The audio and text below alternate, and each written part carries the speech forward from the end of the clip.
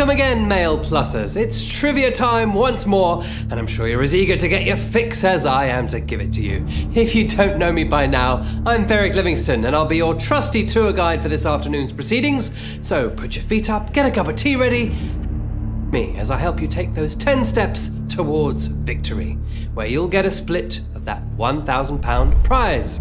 But first, it's important to keep it fair and reinforce those rules. I'll be asking you 10 multiple choice questions from a diverse set of categories coming at you from every which way, just to see what you're made of.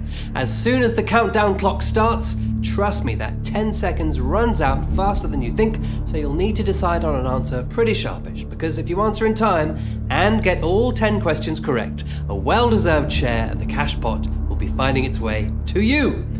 If you do have a mishap, you'll have to wait until the next game to try again for the prize, but you're welcome to carry on playing and see how far you could have got. Still a fun game, regardless of there being any money at stake. We've made sure of it.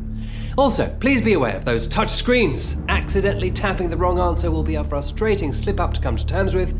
Once you've selected an answer, you can't change it, so keep an eagle eye on those fast fingers of yours. Remember, every game is at 12:15, so perhaps set a reminder to help flag it up. Otherwise, it's easily forgotten. It's every Monday to Friday, and the last thing you'd want is to forget a game that you could have knocked straight out of the park. But first, let's see how you get on with today's game. No further hold-ups, we'll get straight to it with question 1. Which animals nurture their young in a pouch on their mother's belly?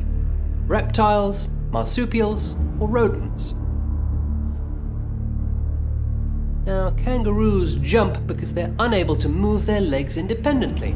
But on their top half, they have more in common with humans than you might expect, flexing their biceps purposefully as a way to attract a female.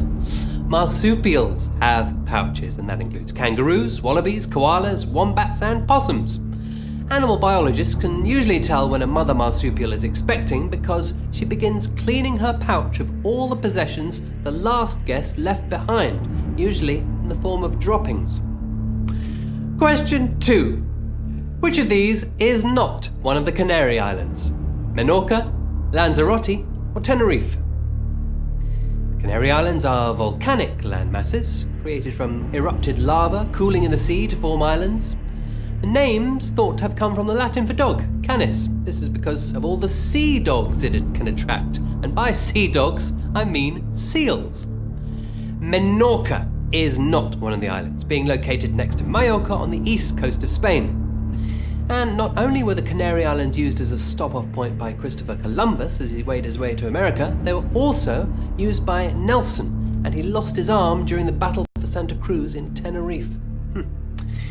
Now, question 3. Vinegar is a dilute form of which acid when used as a condiment? Hydrochloric, sulfuric, or acetic? Along with honey, vinegar is one of the few things in our kitchen cupboards that doesn't spoil, and that's due to its acidic nature. Some types of table vinegar are still so acidic despite their dilution they can even be used to kill weeds. Vinegar contains a form of acetic acid. Not only does this type of acid double up as a decent antiseptic, just in case you've run out, but acetic acid injection into tumours has been successfully used to treat cancer since the 1800s. Who'd have thought? Something you put on your fish and chips could be life-saving. So, we are 3 questions in already, and we've had a few people eliminated. Still 5,249 players in the game, and still a variety of categories to put you to the test. Turning on the TV now with question 4. Frank Spencer was the hapless son in which TV sitcom? Only Fools and Horses, Some Mothers Do Have 'Em, or Open All Hours? Frank Spencer was played by Michael Crawford, who had previously starred in a film called How I Won the War alongside Beatle John Lennon. The two even shared a Spanish villa together for 6 weeks while filming. As far as interesting housemates go, he's not a bad one. And Crawford played the son in Some Mothers Do Have 'Em. However, he wasn't the first choice for the role. That part had been previously turned down by both Norman Wisdom and Ronnie Barker. Michael Crawford probably saved the show some money though, as he refused to work with a stunt double and insisted on performing all his own stunts. Well, 99% of you got that one right. Just 1% of people going for open all hours and no one choosing only Fools and Horses. Well, you know your TV comedy. Question 5. John, Susan, Titty and Roger are the protagonists from which famous children's book? The Famous Five, Swallows and Amazons, or The Lion, the Witch and the Wardrobe? Science experiments show that reading to your child not only improves their social skills, vocabulary and imagination, but it also helps regulate their emotional state, improve sleep patterns, and strengthen inter-family bonding. The characters listed here are from Swallows and Amazons, which is the first installment in a series of books by Arthur Ransom, which sees the siblings John, Susan, Titty and Roger Walker embark upon adventures during their school holidays in the Lake District. Been widely adapted for TV and film, most recently in 2016, starring Harry Enfield. We're at the halfway mark, and time for a very quick breather. Now, who do we have in the game? We've got Frank 5, we've got Lynn, we've got Sheila 0, we've got Jamie, Elaine 1. Hello to you, some familiar names there. Good to see you again. You are going full steam ahead. You've got 5 right answers in a row. You've done it once, so let's see if you can do it again with the next 5. Moving on to question 6. Which country eats the most cheese per capita? Iceland, Denmark, or France? If you're a big fan of cheese like me, you may have heard of the Gloucester Cheese Run that takes place on Cooper's Hill in Brockworth. Contestants risk life and limb to sprint downhill after a 4-kilogram wheel of double Gloucester. But a safer bet, if you want some cheese, is to go to Denmark, the answer we're looking for here. And although they may eat the most per capita, according to the Wisconsin Milk Marketing Board, the United States leads the world in cheese production at 5 billion kilograms annually, 25% of which comes from one state, Wisconsin. Now, that was cheesy, but it wasn't easy, because just 38% of people got that right, 1,663 of you in the game. Even more people thought it was France than Denmark, 40% of you going for France there. Understandable, but sadly wrong. Well, let's move on to question 7. Which of these countries in South America does Brazil have a border with? Ecuador, Uruguay, or Chile? And if you were in Brazil, you'd have absolutely no trouble getting to these countries because it has the highest number of airports of any country in the world, other than the US. Now, the answer we are looking for here is Uruguay, which shares a border with Brazil. It's Ecuador and Chile, positioned on the west coast of South America, that do not. They are, if you like, the bread to Peru's sandwich filling. Moving on. Question 8.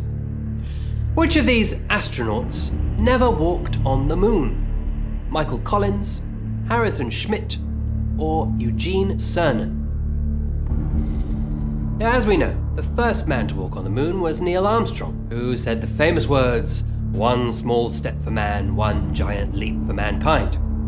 However, this apparently was a slip-up. He had meant to say, "One small step for a man, and one giant leap for mankind." Michael Collins never got a chance to walk on the moon. He flew the Apollo 11 command module around the moon while his crewmates, Neil Armstrong and Buzz Aldrin, had all the fun. Well, someone is always left to do the grunt work, aren't they? Even in space. 8 down, 2 to go. Still got Mystic 18. We got Adrienne, we got Sophia, and 232 of you remaining in the game. Let's see how many of you can stay the course. Here's question 9. The dessert baked Alaska was originally called what? Mile High Meringue, Omelette Norweg, or Masayalots Nata? To tease those taste buds, the baked Alaska is made of ice cream, lined with spices of sponge cake, and topped with meringue, which acts as an insulator for the ice cream so it doesn't melt. It was previously called Omelette Norweg, and although the recipe was created in France with this original title to go with it, a New York chef created his own version to celebrate the United States purchase of Alaska from the Russians in 1867, calling it Alaska Florida because of the two differing temperatures within the pudding. It was a British journalist who, decades later, called it Baked Alaska. Now, question 10 is upon us, and I think those of you still in the game are as ready as you'll ever be. 164 players left at this point. I'll see you on the other side. Here we go then, with question 10. Which of these was not named after the person who invented it? Bayonet, shrapnel, or jacuzzi? New inventions that are named after their inventor include the saxophone, named after instrument enthusiast Adolph Sax, the Heimlich maneuver, named after the American surgeon Henry Judah Heimlich, and even the bowler hat, which you might think was named as such because it looks like it could be flipped upside down and used as a bowl, but it was actually so named because of its inventor, William Bowler. The inventor of the bayonet is unknown, but it gets its name from the place of origin, that being Bayonne in France. The jacuzzi was in fact invented by the Jacuzzi brothers, and British Lieutenant Henry Shrapnel developed the long-range artillery shell, which is also known at the time as shrapnel. There we have it.